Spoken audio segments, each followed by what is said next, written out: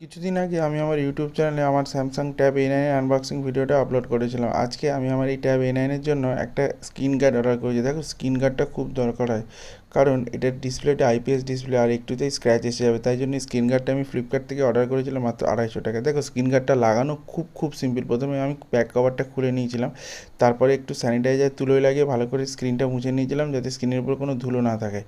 তারপরে আবার একটা ড্রাই কোনো একটা কাপড় দিয়ে ভালো করে স্ক্রিনটা আরেকবার মুছে নিয়েছিলাম যাতে পুরোপুরিভাবে স্ক্রিনটা পরিষ্কার হয়ে যায়। দেখতে পাচ্ছ একদম চকচক করছে। তারপর স্ক্রিন গার্ডটা নিয়ে উপরে যা স্টিকারটা তুলেছি, স্ক্রিন গার্ডটাকে আলতো করে বসিয়ে দিয়েছিলাম। কোনো রকম প্রেশার দেবে না স্ক্রিন গার্ডটা বসানোর সময়, এটা অটোমেটিক্যালি ফিট হয়ে যাবে। এবং এটা এই ট্যাব A9 এর জন্যই স্ক্রিন গার্ডটা তৈরি।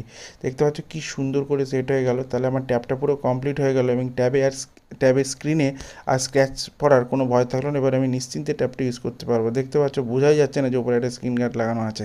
সো এরকম আরও ইন্টারেস্টিং ভিডিও দেখার জন্য আমার